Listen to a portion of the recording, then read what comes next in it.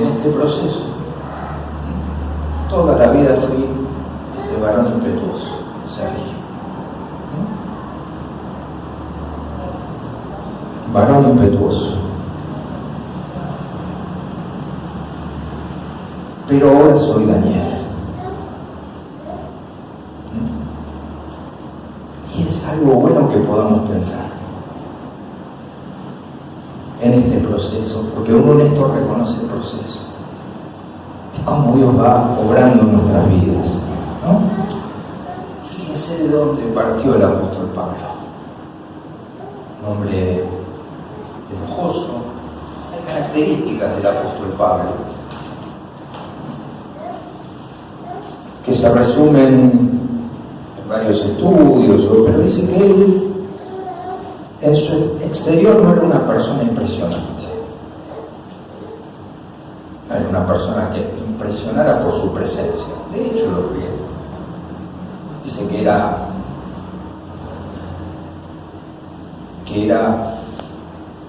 bajito, petizo, de mal carácter. En su presencia prácticamente no era que él imponía con la presencia.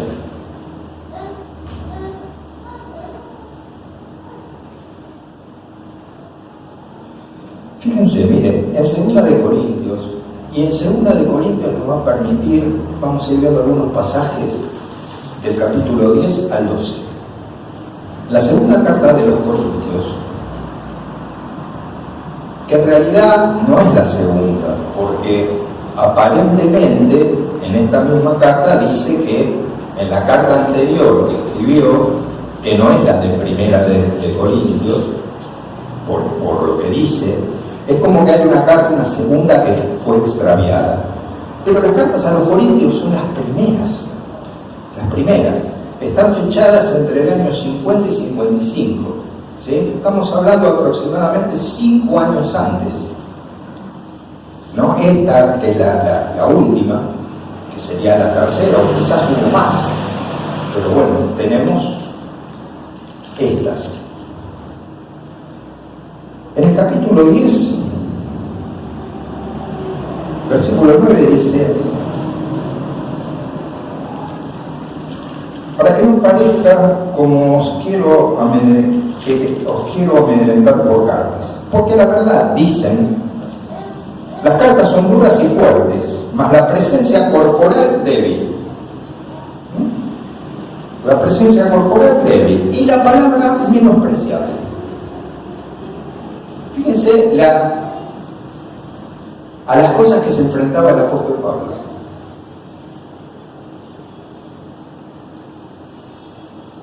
Fíjense, ¿sí? En estas cartas, bueno, en esta sobre todo, él estaba hablando de esa iglesia de Corinto, donde él era absolutamente cuestionado. Él era el principal. Él, que era el adalid, defensor de la fe judía, viene a rebajarse ante estos nuevos. Sí, es que en Corinto, los que estaban en Corinto eran judíos, los primeros. Él siempre iba primero a los judíos y después se sumaba la otra gente. La iglesia estaba en Corinto, pero la iglesia nace siempre con judíos.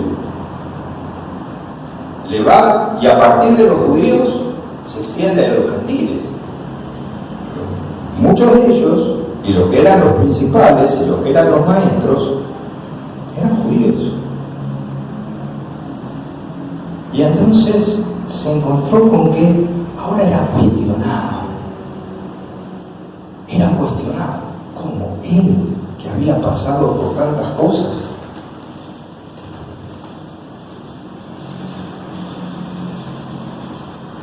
Pero acá dice, ¿qué decían de él? Que su presencia corporal era débil, que cuando estaba ahí era débil, y su palabra menospreciable. Entonces concuerdan en que no era nada impresionante ni atrayente. su apariencia poca cosa, su palabra cuestionable. Según sus detractores, ¿sí? Que acá lo vemos en 2 Corintios 10:10. Era petizo, todos concuerdan, era bajito. ¿Sí? Hoy diríamos, bueno, como todos los petizos, ¿no? Parece que necesitan, ¿no? O que necesitamos, no sé qué sé yo. Ahora parece que siempre me consideré medio, pero ahora estoy petizo.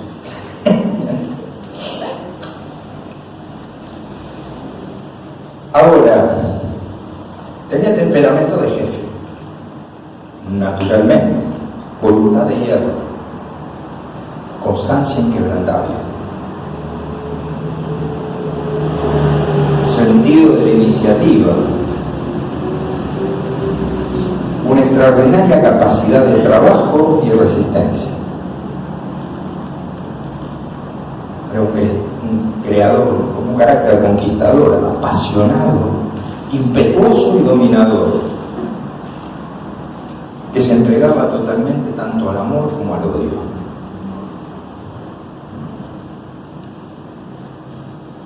Podía pasar, quizás, sin que sea necesariamente un trastorno, pero podía pasar, ¿sí?, del amor intenso a una ira incontrolable. Ese era el temperamento, esa era la característica del apóstol Pablo. Así es como él era. Y a pesar de que tuvo su experiencia, en donde dejó de ser Pablo, es Saulo para ser Pablo, Paulus, el poquitito, del principal Saulo, del mayor, del primero, a Paulus, poquitito, chiquitito, chiquitito, y así chiquitito es como Dios lo iba a usar. Pero en el proceso tenía que ir corrigiendo cosas. ¿Y por qué tomo esto? Para que miremos un poquito el proceso de Dios que lo llevó a que pueda tener la octava certeza de la fe. ¿Cómo era Pablo en este momento? En el capítulo 11 dice: ojalá me toleráis poco de locura. Sí, toleradme.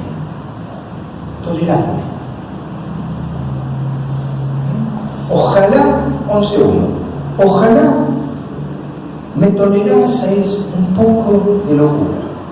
Y Pablo habla de estos arrebatos que probablemente tenía como locura.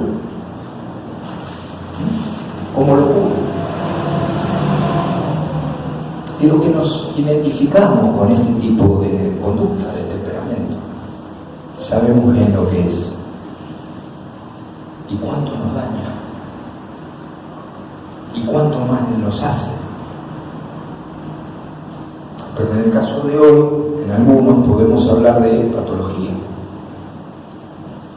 Y esa patología no nos exime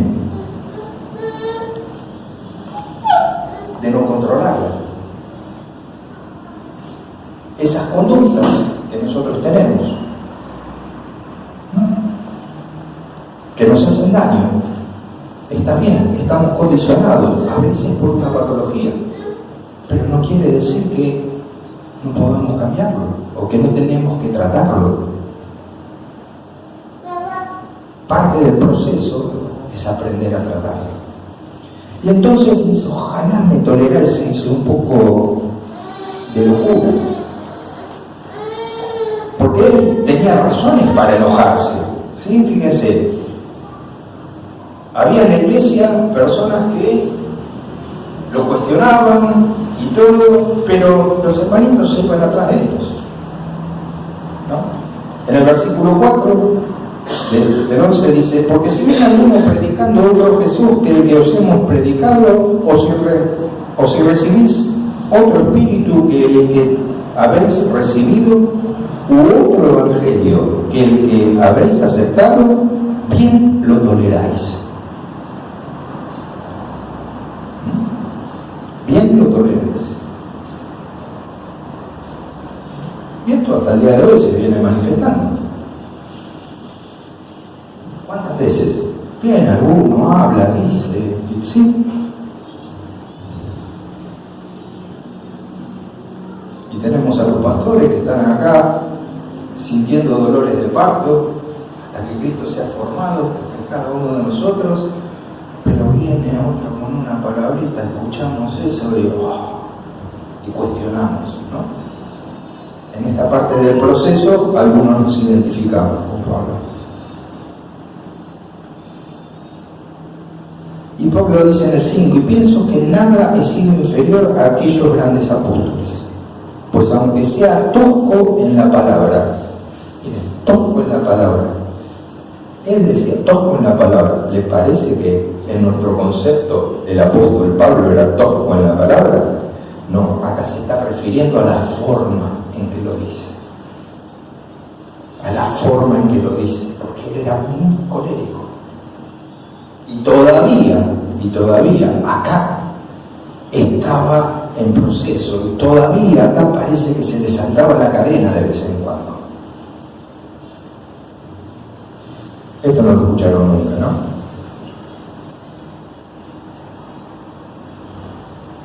Bueno, yo es la primera vez que lo digo también. Yo es la primera vez que, metiéndome acá, y me identifiqué tanto. Porque yo, humillándome a mí mismo para que vosotros fueseis enaltecidos, por cuanto os he predicado el Evangelio de Dios de balde, he despojado a otras iglesias, recibiendo salario para serviros a ustedes. Y habla de la iglesia de Macedonia. ¿Saben qué? La iglesia de Macedonia era pobrísima, la más pobre de todas, la que no tenía recursos, la que había que juntar para darle a Macedonia. No, de Macedonia le dieron a Pablo para que pudiera estar entre ellos, que eran bastante ricos. Y ellos iban atrás de cualquier viento. Y no se olviden, la iglesia de Corinto era la que tenía todos los dones, la que se ufanaban del derramamiento del Espíritu Santo. ¿Sí? Dice, porque, y esto pensémoslo para que podamos mirar, ¿no? Por lo también lo que pasó Pablo para llegar a esa certeza y para que cada uno pueda construir su certeza. Porque estos son los falsos apóstoles, obreros fraudulentos que se disfrazan como apóstoles de Cristo. Y no es maravilla, porque el mismo Satanás se disfraza como ángel de luz. Así que no es extraño si también sus ministros se disfrazan como ministros de justicia, cuyo fin será conforme a sus obras. Otra vez os digo que nadie me tenga por loco, o de otra manera recibidme como un loco, para que yo también me gloríe un poquito. Lo que hablo, fíjense, ¿no? Como reconocer el apóstol, lo que hablo no lo hablo según el Señor, sino como en locura. Él se daba cuenta que era su espíritu impetuoso, que todavía, su propia naturaleza, que todavía le estaba saliendo. Pero pedía disculpas. Ojalá me toleraseis un poco de locura.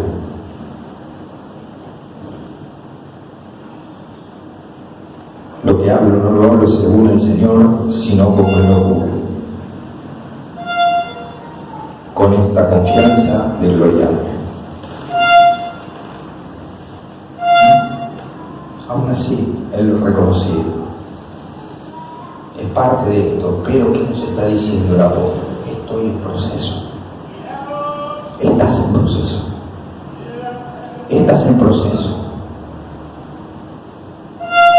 pero bueno, tuve experiencias. ¿Qué pasó que algunas veces estuve allá arriba y ahora estoy acá? He retrocedido, es que Dios ya no está conmigo. Y ahora empieza, capítulo 12.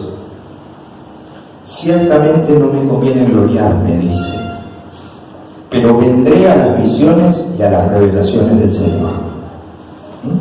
Acá empieza a hablar de cosas muy profundas. Pero ¿cuándo la vivió? Fíjense, conozco un hombre en Cristo que hace 14 años, si en el cuerpo no lo sé, si fuera del cuerpo no lo sé, Dios lo sabe, fue arrebatado hasta el tercer cielo. Y conozco a un tal hombre, si en el cuerpo o fuera del cuerpo no lo sé, Dios lo sabe, que fue arrebatado al paraíso, donde oyó palabras inefables que no le es dado al hombre expresar. De tal manera me gloriaré, pero de mí mismo en nada. Me gloriaré, sino en mis debilidades. Fíjense, ¿qué dice? ¿Cuándo pasó esto? 14 años antes. ¿Situado en qué momento? En el que tuvo su experiencia. 14 años antes fue el momento de su conversión. Y dice, fue hasta el tercer cielo, porque en la teología judía, ¿sí?, dice que había 3 cielos, ¿sí?, y el tercero era el más alto, y había un cielo intermedio que era el del paraíso. Pero ¿qué dice que escuchó ahí? Cosas que el ser humano no puede entender, cosas que ¿quién lo escuchó? Él.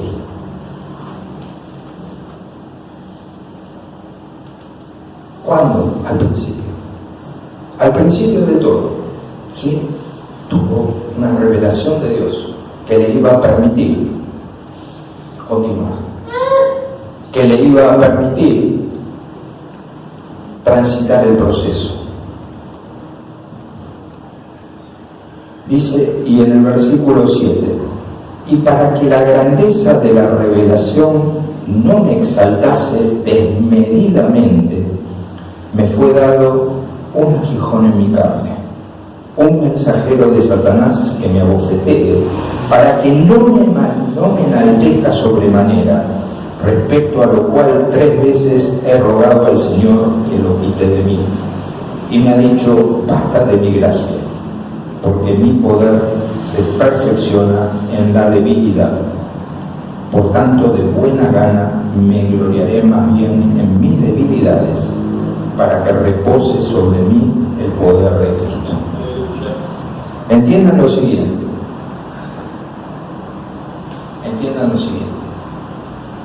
Después, ¿quién era Saulo? Y entonces, ¿qué pasó? ¿Cuándo lo comprende? Y lo comprende acá, 14 años después. Si no me hubiera dado este aguijón, si no hubiera tenido esto, ¿quién me ponía freno?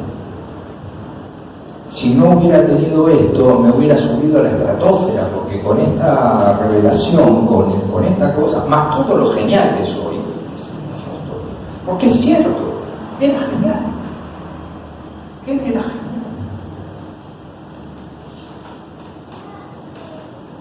Humanamente era genial. Si no, no hubiera sido reconocido principal entre los judíos y no lo hubieran enviado como la cabeza a destruir a los cristianos. ¿Para qué me fue dado esto? Para que no me vaya a la estratosfera, para que me tenga acá situado en la tierra, para que pueda dejar que el proceso de Dios vaya produciéndose. Y entonces, piense cada uno, ¿no? Sobre el aguijón hay varias versiones, ¿sí? Muchos piensan, o la que más trascendió es que tenía algún tipo de enfermedad, que también se ve, sí, hay varios pasajes que dicen que algún tipo de enfermedad tenía, probablemente de los ojos. Entonces, él habla de esto. Yo creo que, y otros dicen que puede haber sido algún tipo de enfermedad del alma. Yo creo que era una enfermedad del alma. Yo creo que era esta, la lucha de él. El saber que cada tanto se le saltaba la cadena. El que todavía su temperamento no estaba absolutamente gobernado por el Espíritu Santo. Y él dijo, 3 veces le pedí que me lo saque. Y no, ¿qué dijo? Bástate mi gracia. Bástate mi gracia. Porque mi poder se perfecciona en tu debilidad. Yo ya sé que sos maravilloso. Yo ya sé que sos la octava maravilla del mundo. Yo ya sé que tenés un montón de cosas que vos te considerás que son muy buenas. Pero a veces también te sentís que no vas ni para atrás ni para adelante. Que cuando alguien te dice no, te pones a la defensiva, te pones combativo, te pones combativa. Y que muchas veces contestás. No como en el Señor, sino con cierta locura. Bueno, bástate mi gracia. Cuando sos débil, sos fuerte, porque su poder se perfecciona en tu debilidad. Cuando te sientas más débil, dale gracias a Dios, porque ahí es cuando tu vaso, sos un vaso vacío, y entonces Él tiene toda la libertad para poder llenarlo. Entonces el apóstol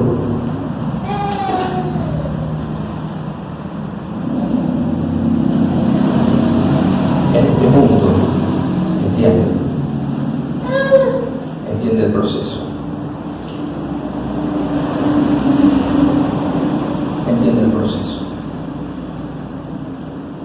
y eso es lo que cuando él expresa, por lo cual estoy seguro de que ni la muerte, ni la vida, ni los ángeles, ni principados, ni potestades, ni lo presente, ni lo porvenir, ni lo alto, ni lo profundo, ni ninguna otra cosa creada nos podrá separar del amor de Dios que es en Cristo Jesús, Señor nuestro. Esto no es el fin, es el punto de partida. ¿Por qué? Porque en la última etapa el apóstol Pablo ya no se podía mover, estaba restringido en cárceles de cárceles. Ya no eran las cárceles del principio, esas cárceles de más abajo, la prisión de más abajo, como en la iglesia de Filipos, ¿sí? Que las cárceles estaban cavadas, ¿sí? Y había varios estratos, ¿sí? Varios subsuelos, ¿sí? Pero era desde arriba para abajo. El que iba más abajo, no se olviden que esas cárceles no tenían baños. Así que el que estaba abajo recibía todo lo que venía de arriba. ¿Sabe lo que era estar en la cárcel de más abajo? Y ahí en la cárcel de más abajo es donde Pablo y Silas estaban, entre medio del pis y la caca. Eso decía Toto. Las palabras eran pis y caca. Hasta ahí se permitía. Así que yo también lo permito, ¿sí? Pero estaba ahí entre medio de todos esos excrementos malolientes, en medio de todo eso estaba, y ahí estaba. ¿Y qué hacía él? Cantaban y daban gloria a Dios, ¿sí? Sin embargo, esto fue al principio, ni siquiera ahí en Romanos, ¿sí? Eso fue al principio. Lo que venía después eran cárceles un poquito más VIP, ¿no? Ahí incluso podía escribir, podía como la que tuvo Juan al final. ¿Y eso qué quiere decir? Que llegará un momento sobre el final en que ya no se trata tanto de hacer. Hoy te estás preguntando qué es lo que tengo que hacer. ¿Qué tengo que hacer? No se puede hacer nada para ser. Lo que hay que es ser más, no hacer más. Pero hay un tiempo de hacer, para darnos cuenta que hacer no es lo importante, que lo importante es el ser. Y cuando el ser se desarrolla a partir de acá, probablemente hagas menos, mucho menos, pero lo que hagas lo vas a hacer bien. Quizás ya no tengas que hacer tanto, pero lo que hagas lo vas a hacer bien. No vas a perder tiempo dando voces contra el hijo. Entonces Pablo nos dice que esta es su certeza. Esta es su certeza.